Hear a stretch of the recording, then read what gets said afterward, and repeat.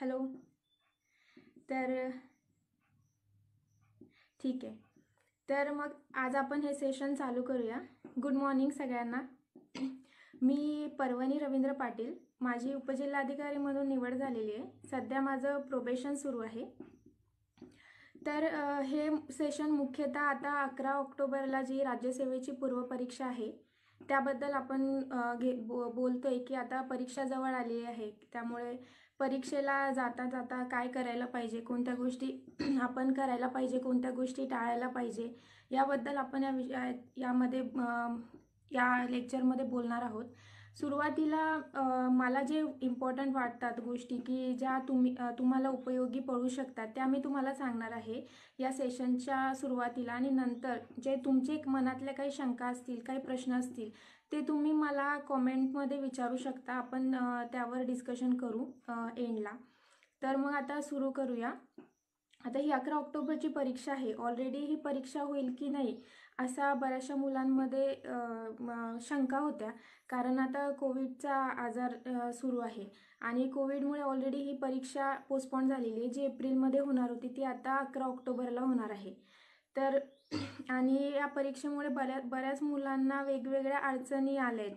वेगवेगळ्या अडचणीला सामोरे जावे लागले. कोणाला पुण्यातून घरी जावं लागलंय किंवा काही सोय नव्हती आणि घरी तेवढा स्पेस मिळत नाही अभ्यासाला, त्यामुळे अभ्यास झाला नाही. काही मुलांना बुक्स अवेलेबल नव्हते. अशा बऱ्याचशा गोष्टी आल्या आहेत आणि मेन हा प्रॉब्लेम होता की एक्झाम होईल की नाही. मग या सगळ्या गोष्टी तुम्ही पार करून अभ्यास पूर्ण केलेला आहे. आता एक्झाम होणार आहे. तर एक गोष्ट मी सांगेल की एवढं लक्षात ठेवा की MPSCचा हा प्रवास आहे. या प्रवासामध्ये ह्या अडचणी येत राहणार. आता कोविडचा रिझन होतं आणि अदरवाईज बाकीच्याही गोष्टी असतात. कधी जागा निघत नाही, एक्झाम वेळेवर होत नाही.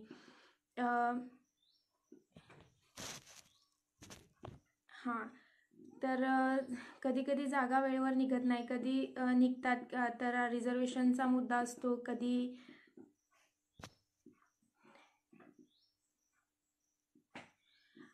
तर वेगवेगळे कारणं असू शकतात. कधी रिझल्ट पेंडिंग राहतो. त्यामुळे ह्या अडचणी किंवा हे प्रोसेसचा हा भागच आहे. याची तुम्ही मानसिक तयारी आधीच ठेवायला पाहिजे. ह्या सगळ्या गोष्टी दूर सारून तुमचा फोकस फक्त हा अभ्यास असायला पाहिजे. तर आता आपण या एक्झामला फक्त 4 दिवस राहिले. आजची तारीख 11 ऑक्टोबरला एक्झाम आहे, 7 तारीख आहे. तर या दिवसामध्ये आपण काय करायला पाहिजे. तर पहिली गोष्ट मी सांगेल की कोणाच्याही मनात जी पण काही भीती असेल ती भीती काढून टाका. कोणत्याही प्रकारची भीती असो. काही मुलांचा मे बी हा शेवटचा अटेम्प्ट असू शकतो. त्यामुळे त्यांच्या मनात असं असू शकतं की शेवटचा अटेम्प्ट आहे, मला पास व्हायला पाहिजे, नाही झालं तर हे राहिलं ते राहिलं, ही भीती असू शकते. किंवा कोणाचं असं असू शकते की लास्ट त्यांनी अटेम्प्ट दिलेला असतो आणि अनफॉर्च्युनेटली काही कारणामुळे ते क्रॅक करू शकले नाहीत. त्यामुळे त्याचा असर या अटेम्प्टवर त्यांचा पडतो की त्यांच्या मनात एक भीती राहते की याही अटेम्प्टला जर तसं झालं तर, मागचा अटेम्प्ट गेला आणि हाही तसं झाला तर, मग ही भीती असू शकते. किंवा पास झाले नाही तर आईवडील काय म्हणतील, बाकीचे लोक काय म्हणतील, फ्रेंड्स काय म्हणतील, वगैरे वगैरे बऱ्याच प्रकारच्या भीती मुलांच्या मनामध्ये असतात. तर मी हे सांगेल की ह्या भीतीमुळे तुमचा जो परफॉर्मन्स आहे, जेवढा तुम्ही अभ्यास केलेला आहे, जे तुम्ही एक्झाममध्ये परफॉर्म करणार आहे, हा परफॉर्मन्सवर अफेक्ट होतो या सगळ्या गोष्टीचा. तर परफॉर्मन्स तुमचा कमी होतो. ही भीती मनातून काढून टाका. जर तुमच्या डोक्यामध्ये, ब्रेनमध्ये जर हे सतत बॅकग्राऊंडमध्ये हे चालत असेल की सतत हे निगेटिव्ह वाईब्स असतात, तर यामुळे तुम्ही आहे तेवढं नाही देऊ शकणार. मी कॉमेंट्स जे पण आहे ते नंतर सेशन झाल्यावर आन्सर करेल. आता आधी आपण बोलूयात. तर या भीतीमुळे तुमचा सपोज जेवढा पण अभ्यास असेल, प्रत्येक MPSC टॉपर असो कोणी असो, 100% अभ्यास कुणाचाही झालेला नसतो. जेवढा पण तुमचा अभ्यास असेल किंवा 60% तुम्ही वाचलं असेल, ते 60% तुम्हाला एक्झाममध्ये उतरवून यायचं आहे. तर हे तुमचं फोकस असलं पाहिजे. जर हे करण्यासाठी जर तुम्ही हे सगळ्या बॅकग्राऊंडमध्ये तुमची भीती असेल किंवा आणखी कोणती गोष्ट असेल, हा काय म्हणेल, तो काय म्हणेल, हा जर तुम्ही विचार करत बसला तर मग तुम्ही एक्झाममध्ये तेवढा परफॉर्मन्स नाही करू शकणार, तेवढं उतरवूनच येऊ नाही शकणार. त्यामुळे तुम्ही तुमचं स्वतःचं यामुळे नुकसान करून घेताय. दुसरी गोष्ट मी हे सांगेल की या दिवसांमध्ये काय फक्त रिव्हिजन तुम्ही करायला पाहिजे. नवीन कुठलंही बुक वाचायचं नाही, कोणताही नवीन टॉपिक वाचायचा नाही. एवढ्या दिवस तुम्ही ज्या गोष्टी आतापर्यंत वाचत आल्या आहे त्याचे जे की पॉईंट्स असतात की एकदम स्टॅटिक डेटा असतो तो तुम्ही या आत्ताच्या पॉईंटमध्ये तो रिवाईज करणं महत्त्वाचं आहे. त्यामुळे फक्त रिव्हिजन चालू ठेवा. कोणत्याही मित्राने कोणतंही बुक सजेस्ट केलं तरी ते वाचू नका.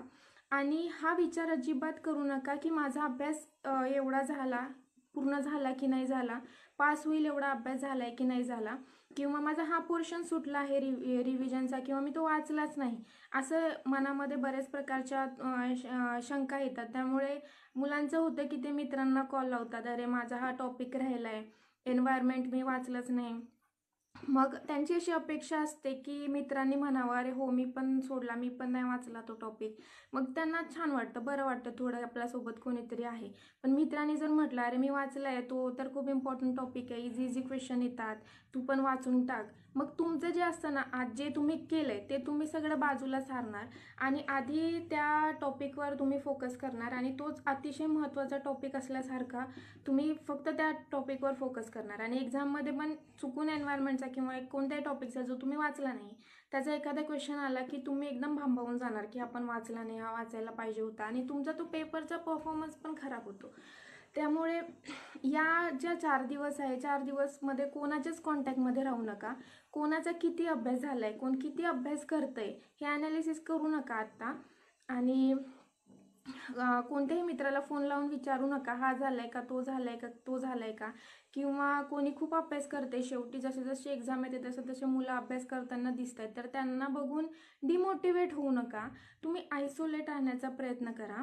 आणि जेवढं अभ्यास करताना काही आपण पॉईंट्स काढलेले असतात की हे पॉईंट्स आपल्याला शेवटच्या वीकमध्ये रिवाईज करायचे, तर तेवढे पॉईंट तुम्ही एकेका सब्जेक्टचे कवर करा की एवढं झालं एवढं झालं एवढं झालं हे सगळं रिवाईज करा. आणि एक सांगेल की एकदम बिंदास्त एक्झाम द्या. तुमचा अभ्यास कितीही हो, एक्झामला एकदम बिंदास्त जा.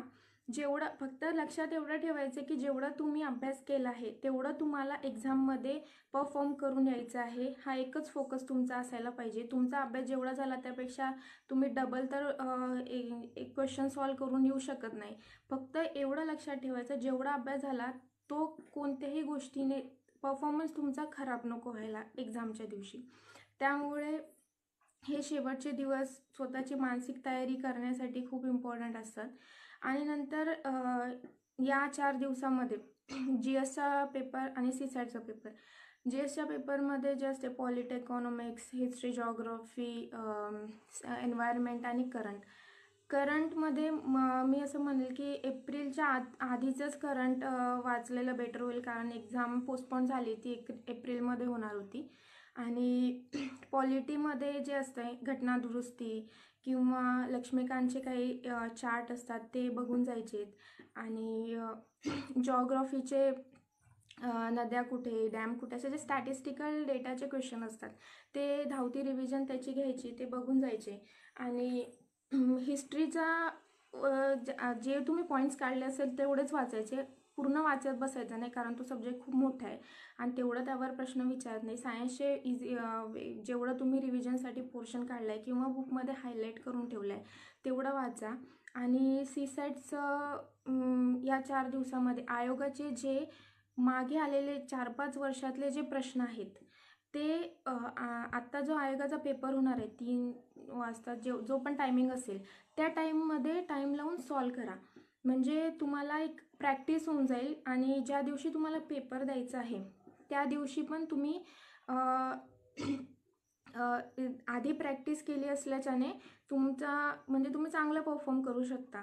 किंवा झोप येते काही जणांना, कारण तो पेपर दुपारी असतो आणि ऑलरेडी 1-2 तासाचा पेपर आपला झालेला असतो, त्यामुळे स्टॅमिना पण थोडा कमी होऊन जातो, तर ते होणार नाही. तर त्या टाईममध्ये पेपर सॉल्व करायची प्रॅक्टिस करा. आणि आयोगाचे पेपर यासाठी सॉल्व करा कारण 11 तारखेला पण आयोगाचा पेपर होणार आहे, तर तुमचा एक ॲप्रोच व्यवस्थित राहील.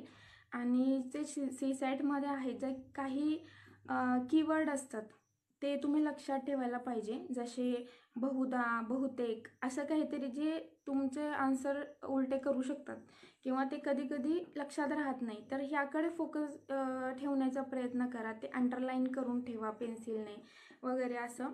आणि 2 तासामध्ये टाईम मॅनेजमेंट करून तो पेपर सॉल्व करायचा प्रयत्न करा.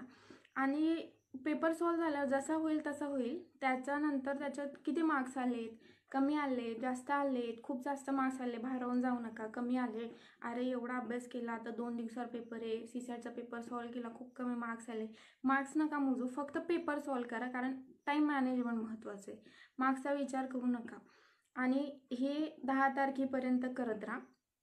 आणि आता येतो तो परीक्षेचा दिवस. परीक्षा दिवस हा असा दिवस असतो की ज्या दिवसासाठी आपण पूर्ण वर्षभर तयारी करत आलेलो असतो. आणि त्या दिवसासाठी आपल्या काही गोष्टी असतात ज्या आपण अभ्यासाव्यतिरिक्त अशा काही गोष्टी असतात की ज्या त्या दिवसासाठी आपण तयारी करणं आवश्यक असते. जशी पूर्ण आदल्या दिवशी पूर्ण तुम्ही झोप घेणं आवश्यक असते. तसंच योग्य आहार घेणं आवश्यक असते. कारण तब्येत असेल, तुमचं आरोग्य असेल तरच तुम्ही चांगला परफॉर्म करू शकता, पेपर सॉल्व करू शकता, तुमची एनर्जी राहील तरच तुमचा माइंड रिलॅक्स राहील. आणि तुम्ही जेवढं आतापर्यंत वाचलं आहे, अभ्यास केला आहे, ते तुम्ही तिथे मांडू शकाल.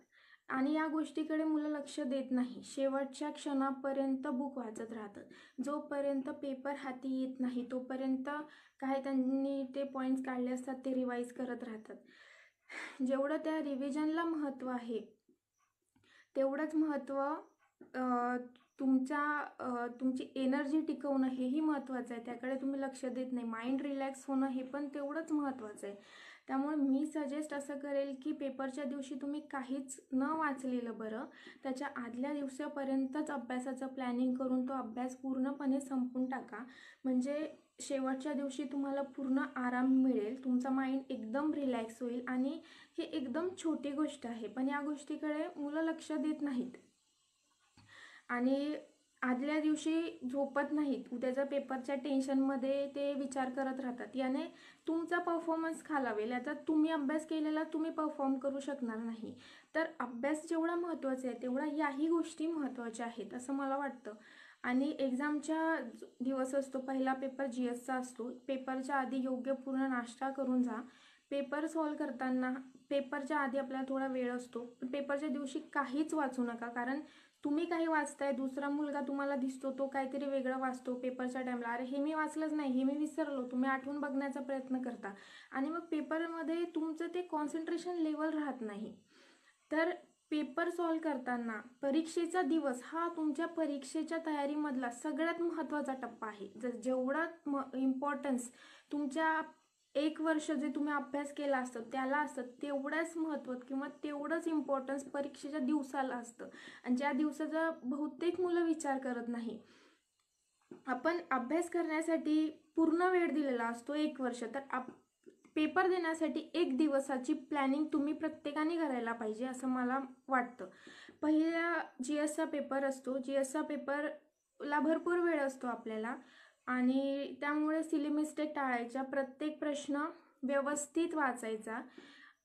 कधी कधी आयोग विचारतं योग्य आहे का, हे सिंपल आहे. अयोग्य कुठलं अयोग्य नाही असं काहीतरी वेगळं विचारताना घाईघाईत आपण त्याला अयोग्य टिक करून येतो, अयोग्य नाही. मग ही गोष्ट बहुतेक ते बोल्ड लेटरमध्ये दिलेली असते, पण तरी एकदा तुम्ही पेन्सिलने त्याला हायलाईट करून ठेवा. म्हणजे क्वेश्चन सॉल्व करताना चुका होणार नाहीत ह्या. आणि जे क्वेश्चन तुम्हाला अवघड वाटतात, एकदम स्टार्टिंगला एखादा क्वेश्चन खूप अवघड आला आहे त्याला स्किप करायचं, पुढच्या क्वेश्चनवर जायचं.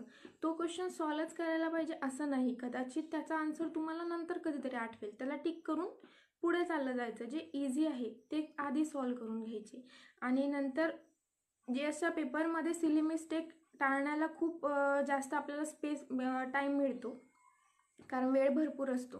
आणि GSच्या पेपर नंतर CSATच्या पेपरला मध्ये जो वेळ असतो, तर मी सजेस्ट करेल की त्यामध्ये काहीच वाचायचं नाही. जे मॅथ्सचे ट्रिक्स असेल, फॉर्म्युले असतील किंवा काय असेल ते आदल्या दिवशी सगळे बघून जायचे.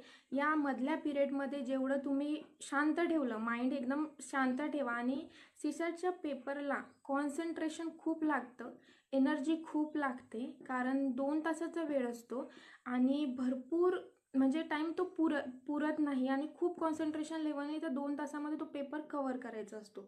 त्यामुळे एनर्जी खूप लागते आणि ती एनर्जी तुम्हाला तिथे देण्यासाठी ती ऑलरेडी तुम्ही स्टोअर करून ठेवणं महत्त्वाचं आहे. त्यामुळे मधल्या गॅपमध्ये तुम्ही प्रॉपर आराम करा, माइंडला एकदम रिलॅक्स ठेवा, कारण आधीच तुमचा माइंड 2 तास पेपर सॉल्व करून थकलेला असतो.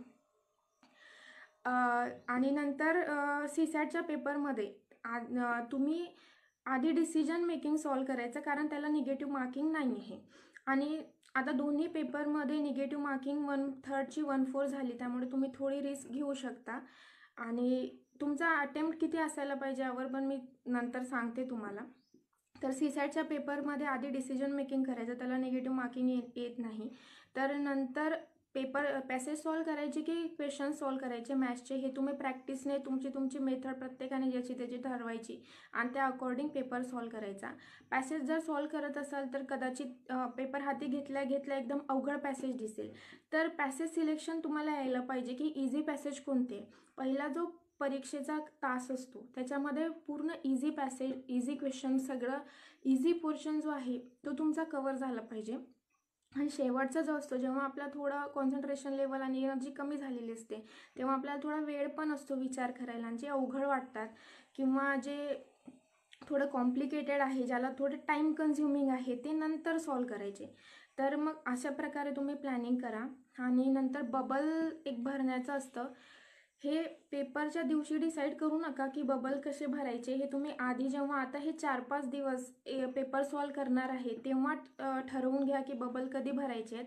पूर्ण पेपर झाल्यावर भरायचे की अर्धा पेपर झाल्यावर भरायचे आहेत किंवा प्रत्येक प्रश्न झाल्यावर बबल भरायचं आहे. आणि बबल भरताना योग्य भरपूर कॉन्सन्ट्रेशन लागतं, कारण 1चा 2, 2चा 3, वर खाली ह्या चुका तुम्ही तर म्हणजे या स्टेजला आल्यावर ह्या चुका नाही व्हायला पाहिजे. आणि नंतर सीसॅटचा पेपरला आणखी एक गोष्ट, ॲक्युरेसी खूप महत्त्वाची आहे आणि स्पीड खूप महत्त्वाचं आहे. आणि हे तेव्हाच होईल जेव्हा तुमचं कॉन्सन्ट्रेशन राहील. तर ह्या पेपर सॉल्व करण्याच्या अगदी छोट्या छोट्या गोष्टी आहेत, एकदम बारीक, त्या कोणत्याही मुलाला माहीत असेल, पण याबद्दल मुलं विचार करत नाही. शेवटच्या मोमेंटपर्यंत फक्त अभ्यास अभ्यास अभ्यास, कारण या दिवसाला तेवढं महत्त्व दिलं जात नाही जेवढं द्यायला पाहिजे. जेवढं तुम्ही अभ्यासाला महत्त्व देता तेवढंच या दिवसाला महत्त्व दिलं पाहिजे. ह्या बाबी अशा आहेत, तुम्ही मे बी ह्या पेपरवर पण लिहून घेऊ शकता की मला हे करायचं आहे, हे करायचं आहे.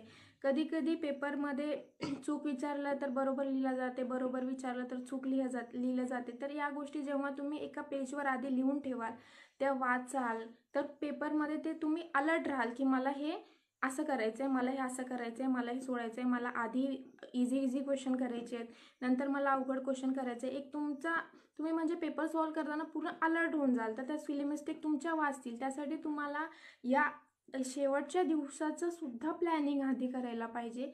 आणि ह्या जरी छोट्या गोष्टी असल्या तरी ह्या तुमच्या ओव्हरऑल स्कोअरमध्ये खूप महत्त्वाच्या आहेत, कारण तुमचा स्कोअर एकदम बूस्ट करून देतात. कारण एखादी सिली मिस्टेक जर झाली, तुम्ही एखादा चुकीचा प्रश्न बबल्स रॉंग भरून जर चुकीचा भरला आणि तुम्ही ते निगेटिव्ह मार्क्स त्याचे जर घेत असाल, तर त्या प्रश्नासाठी तुम्ही ऑलरेडी 3-4 दिवस वाचन केलेलं असतं, तो 3-4 दिवसाचा अख्खा टाईम तुमचा वाया जातो. तर या दिवसाचं पण प्लॅनिंग करा व्यवस्थित. अभ्यासाव्यतिरिक्तही एक्झामला बाकीच्याही गोष्टी महत्त्वाच्या असतात, त्याची सुद्धा काळजी घ्या. आणि अटेम्प्टचं सांगेल, अटेम्प्ट तुम्ही ऑप्टिमम ठेवायला पाहिजे, म्हणजे असा अटेम्प्ट की ज्याने तुमचा जास्तीत जास्त स्कोअर येईल. आणि आता निगेटिव्ह मार्किंग 1/4 झाली आहे, म्हणजे तुम्ही थोडा रिस्क घेऊ शकता. एखादा जर ऑप्शन कटत असेल तर 3 ऑप्शनपैकी जे तुमच्या नॉलेजनुसार तुम्ही जेवढं वाचन केलं आहे त्यानुसार तुम्हाला वाटतं की नाही हे ऑप्शन मला बरोबर वाटतं, असं कोणत्याही लॉजिकने तुम्ही उत्तरापर्यंत जर पोचत असाल तर ते रिस्क घ्यायला काही हरकत नाही. कारण जर अटेम्प्टच तुम्ही कमी ठेवला तर मग कॉम्पिटिशनच्या बाहेर पण जाऊ शकता. आणि असंही टार्गेट ठेवू नका की मला 200 पैकी 200, 100 पैकी 100 अटेम्प्ट करायचं आहे. या नादामध्ये बरेचसे मुलं निगेटिव्ह मार्किंग होऊन मार्क्स त्यांचा स्कोअर कमी होऊन जातो. तर ह्या सगळ्या गोष्टी लक्षात ठेवा. तर मला ह्या सगळ्या पॉईंट वाटला की हे इम्पॉर्टंट आहे आणि हे प्रत्येकाने ह्या काही गोष्टी आहेत ज्या लक्षात ठेवायला पाहिजे, किंवा तुम्ही ह्या कागदावर पण लिहून घेऊ शकता स्वतःच्या नुसार. आणि प्रत्येक कॅन्डिडेटनुसार काय काय गोष्टी व्हॅरी होऊ शकतात. काही मुलं बबल चुकवत नाही, किंवा काही मुलांची अशी चूक होते की चूक विचारले की बरोबर विचारलं ते त्यांचं लक्षात राहत नाही, तर मग ते लिहून जायचं. माझं असं व्हायचं की मी बऱ्याचदा माझे असे प्रश्न चुकायचे की त्यांनी चूक विचारले की बरोबर विचारलं याकडे माझं लक्ष नाही राहायचं. मी प्रश्न सॉल्व करायचे आणि ते बाय डिफॉल्ट बरोबर विचारले असं लिहून मार्क करायची. तर यामध्ये माझे बरेचसे प्रश्न चुकलेत आणि शेवटच्या पेपरच्या दिवशी मला ते लक्षात राहायचं नाही की मी असा घोळ करते, म्हणून मी ते लिहून ठेवायचे आदल्या दिवशी की चूक की बरोबर हे व्यवस्थित बघावे.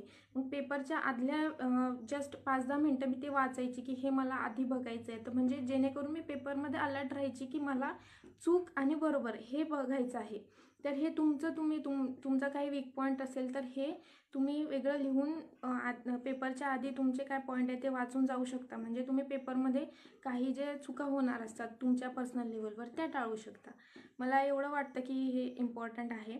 आता याच्यानंतर तुमचे काही शंका असेल, काही प्रश्न असेल तर तुम्ही ते मला विचारू शकता.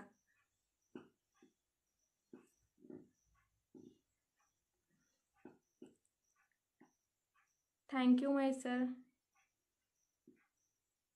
तुम्हाला काही विचारायचं असेल पेपरला जाताना, किंवा आणखी काही माहिती हवी असेल, किंवा काय तुमच्या मनामध्ये शंका असतील तर तुम्ही मला कॉमेंटमध्ये विचारू शकता. ही जी माहिती सांगितली ही कारण आता मी पण त्या प्रोसेसमधून गेलेली आहे, त्यामुळे मला वाटते की ही इम्पॉर्टंट आहे आणि ही मुलांनी काही गोष्टी करायला पाहिजे आणि काही टाळायला पाहिजे. त्या मी माझ्या परीने सांगितलं आहे. प्रत्येक मुलाचं ते वेगळं असू शकतं. तर कॉमेंटमध्ये बघूया. एज लिमिटबद्दल MPSCच्या वेबसाईटबद्दल मध्ये सांगितलं आहे. पूर्ण काय क्रायटेरिया दिला असतो प्रत्येक एक्झाम वाईज. तर मग कास्ट वाईज, ओपन, OBC सगळ्या एज लिमिट वेबसाईटवर मिळून जाईल. मी इथे मोस्टली प्रिलिम्सबद्दल सांगते. हां, बबल्स तेजस घाडवे विचारतात बबल्स कधी ड्रॉ करायचे. तर मी ते मुद्दा सांगितला की तुम्ही जेव्हा आधी प्रॅक्टिस करता ना अभ्यासाची, तर तेव्हा तुम्ही सॉल्व करून बघा ना, जी मेथड तुम्हाला कम्फर्टेबल कोणती वाटते, की आधीची मेथड कम्फर्टेबल वाटते. एक प्रश्न सॉल्व केल्यावर एक बबल्स भरावं, ही मेथड याने तुम्ही चांगला परफॉर्म करू शकता की पेपर आधी सॉल्व करून नंतर करू शकता. मी पूर्ण पेपर सॉल्व करून नंतर बबल भरायची, कारण प्रत्येक प्रश्नाचा बबल भरताना माझं कॉन्सन्ट्रेशन नाही राहायचं दुसऱ्या प्रश्नावर. UPSCच्या प्रिलिम्सबद्दल नाही मी इथे सांगू शकत आता. हां, यांनी चांगला प्रश्न विचारलेला की टेम्परामेंट कसं मेंटेन करायचा. तेच मी इथे बोलली होती की खूप महत्त्वाचं आहे टेम्परामेंट मेंटेन करणं, कारण 4 तास तुमची एक्झाम असते. त्याच्यासाठी तुम्ही आधी योग्य झोप घ्यायला पाहिजे, रिलॅक्स राहायला पाहिजे, शांत राहायला पाहिजे. रिझनिंगसाठी आणि पॅसेजसाठी हे तुमच्या स्किलवर डिपेंड आहे. तुम्ही पॅसेज आणि रिझनिंग जर तुमचं चांगलं असेल किंवा मॅथ्समध्ये तुम्ही चांगलं असाल तर मी म्हणेल की मॅथ्स तुम्ही आधी सॉल्व करा, कारण रिझनिंगचे क्वेश्चन एकदम इझी असतात आणि 2.5 मार्क्सचा एक क्वेश्चन असतो आणि जस्ट तुम्ही 20-20 सेकंदामध्ये ते क्वेश्चन सॉल्व करून घेऊ शकता. आणि त्याच्या आधी मी एक सांगेल की CSATचा पेपर असो किंवा GSचा पेपर असो, कोणताही पेपर असो, पेपर हाती आल्यावर सर्वात आधी पेपर पूर्ण स्टार्टिंगपासून एंडपर्यंत पूर्ण पेपर बघायचा. त्याला फक्त 15 ते 20 सेकंद लागतील. पूर्ण पेपर बघायचा. CSATचा पेपर पण आधी पूर्ण बघायचा उघडून, सुरुवातीपासून सॉल्व करायला लागू नका. त्याने काय होईल की तुम्हाला थोडी आयडिया येईल पॅसेज कसे दिले आहेत किंवा रिझनिंगचा पोर्शन कसा दिला आहे. कधी कधी रिझनिंग आणि मॅथ्स खूप टफ येतं, जरी ते इंजिनिअरिंगची मुलं असतात तरी, आणि पॅसेज एकदम इझी येतात. त्यामुळे आधी पॅसेज सॉल्व करून घेऊ शकता तुम्ही. ते तुम्ही वेळेवर तुम्ही आधी जे प्लॅन केलं त्या व्यतिरिक्त काहीतरी डिसिजन तुम्हाला कधी कधी पेपरच्या टाईमला घ्यावं लागतं. तर त्यासाठी आधी पहिले पूर्ण पेपर एकदा 15-20 सेकंद बघावा हे मी सांगेल.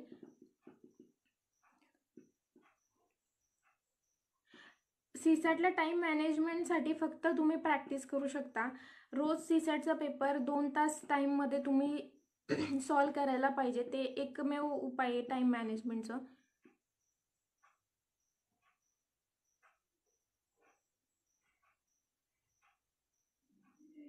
लॉकडाऊनमुळे अभ्यास झालेला नाही आहे. तर लॉकडाऊनमुळे मी ते स्टार्टिंगला बोलली आहे, बऱ्याच मुलांचा हा प्रॉब्लेम झाला आहे. कारण लॉकडाऊन हे सर्वांसाठीच होतं, त्यामुळे सगळे मुलं यामधून गेलेले आहेत. तर परीक्षेच्या आधी तुम्ही अभ्यास झाला नाही हा विचारच सोडून द्या. तुम्ही जेवढा झाला तेवढा तुम्ही परफॉर्म करा. जेवढाही तुमचा अभ्यास असेल तेवढा परफॉर्म करा. आणि क्वेश्चनचे आन्सर निवडताना जेवढा तुम्ही अभ्यास केला आहे त्या लॉजिकनुसार तुम्ही एलिमिनेशन मेथडने उत्तरापर्यंत पोहोचू शकता. ती बेस्ट मेथड आहे.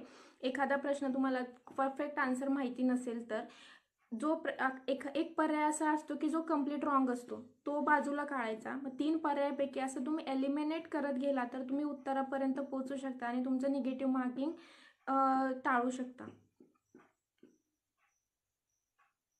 वाटतील हां, आता तुम्ही विचारताय अक्षय, सीसॅटचा पेपर सोडवणं योग्य राहील का? तर पेपरच्या 2-3 दिवस आधीपर्यंत मी सांगितले आयोगाचे सीसॅटचे पेपर आयोगाचे एक्झामचा जो टायमिंग आहे त्या टायमिंगला लावून तुम्ही पेपर सॉल्व करणं योग्य असेल.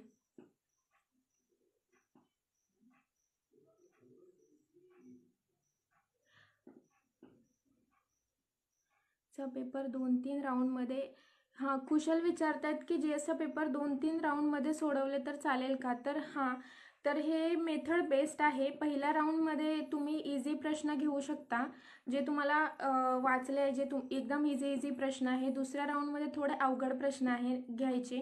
आणि तिसऱ्या राऊंडमध्ये जे प्रश्न खूप रिस्की वाटत आहेत तुम्हाला, किंवा हा अटेम्प्ट करायचा की नाही, किंवा खूप अवघड आहे, ते तुम्ही तिसऱ्या राऊंडमध्ये घेऊ शकता. हां, पहिले प्रश्न वाचावे की पॅसेज वाचावे विचारतायत महेश पाटील. तर मी त्यांना सांगेल की हे मी आधी प्रश्न वाचायची, तर ते जास्त त्याचं डिपेंड वेगवेगळं असू शकतं. मला आधी प्रश्न वाचल्यावर आयडिया यायची की प्रश्न कोणत्या प्रकारचे आहेत आणि ते प्रश्नावर मी आधी नजर टाकल्यावर मला ते लक्षात राहायचे आणि त्यानुसार मी पॅसेजमध्ये शोधायची ते प्रश्न. आणि पण काही पॅसेज असे असतात, जसे भाषेचा एक पॅसेज येतो मराठीमध्ये, तो त्यामध्ये प्रश्नावरून तुम्ही नाही जाऊ शकत. जे फॅक्च्युअल पॅसेज असतात ते तुम्ही जाऊ शकता. आणि जे वैचारिक पॅसेज असतात ते मध्ये आधी तुम्हाला पॅसेज वाचून तो समजून मग प्रश्नाकडे जावं लागतं. तर ते तुम्हाला पॅसेज बघून अंदाज येऊ शकतो. तर मी आधी प्रश्न वरूनच पॅसेजकडे जायची, त्यामुळे माझी मेथड ती होती. तुम्ही तुमची स्वतःची डेव्हलप करू शकता. किती पॅसेज सोडवायला पाहिजे ते विचारतायत. तर पूर्ण पॅसेज सोडवायला पाहिजे. जेवढा तुमचा अटेम्प्ट होईल तेवढा चांगला आहे. म्हणजे पॅसेज आणि सीसॅटचा पेपर हा 2 तासामध्ये तुमचा पूर्णच कव्हर व्हायला पाहिजे. तुम्ही एक जरी पॅसेज सोडला त्याला 5 प्रश्न असतात आणि एक प्रश्न 2.5 मार्क्सचा असतो, त्यामुळे तुम्ही लॉसमध्ये राहाल. पॅसेज पूर्ण सोडवणं आवश्यक आहे. पॅसेज सोल्युशन, पॅसेजसाठी किती वेळ दिला पाहिजे?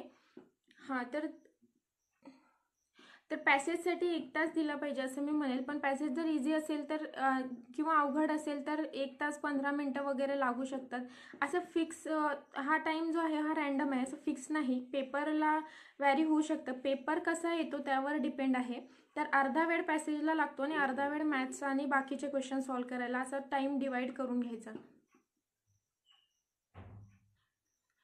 पॅसेज अनिकेत विचारतात पॅसेज क्वेश्चन 50 आउट ऑफ किती अटेम्प्ट करायचे? तर मी सांगितलं पॅसेज पूर्ण अटेम्प्ट करणं कधी चांगलं.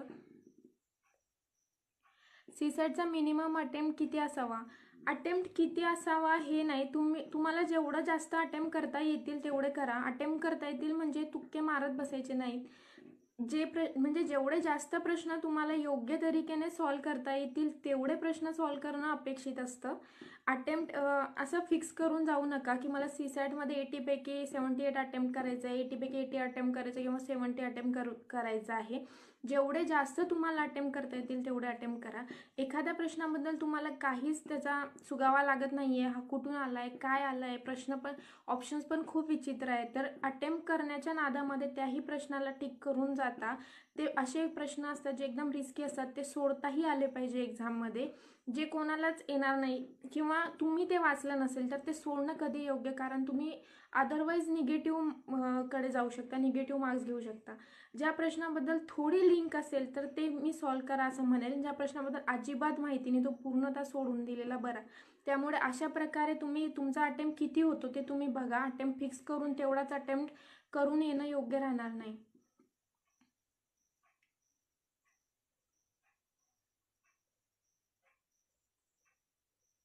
थँक्यू चारुशिला.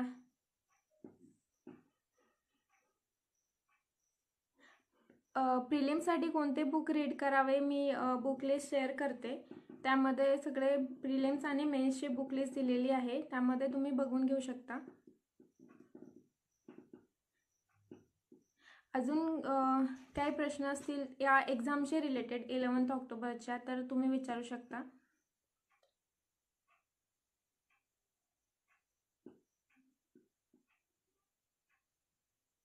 MPSC ऑडिओ आहे का? सॉरी, मला कळालं नाही त्याचा अर्थ.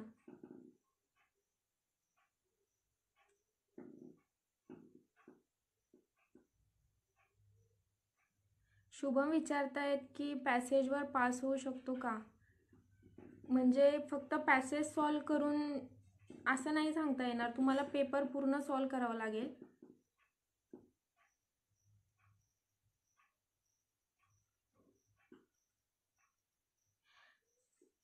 दोन ऑप्शनमध्ये कन्फ्युजन असल्यावर काय करावे?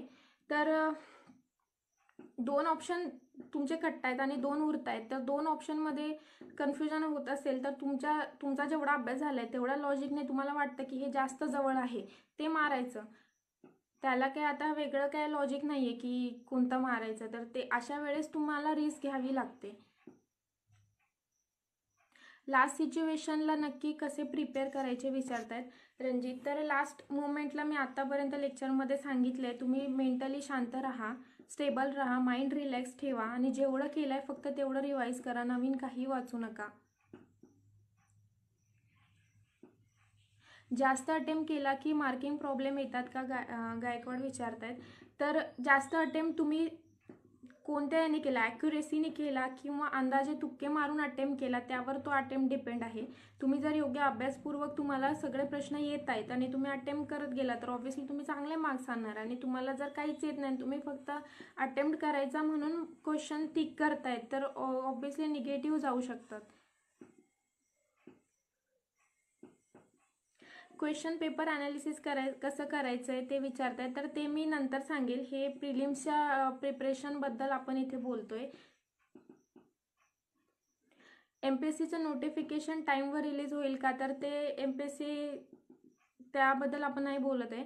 नोटिफिकेशन येतं MPSCला, जसं त्यांची व्यवस्था होईल तसं ते नोटिफिकेशन रिलीज करतील. तर ठीक आहे, आपण आता हे संपूया सेशन. तुम्हा सगळ्यांना एक्झामसाठी माझ्याकडून खूप खूप शुभेच्छा. लवकर पास व्हा. थँक्यू.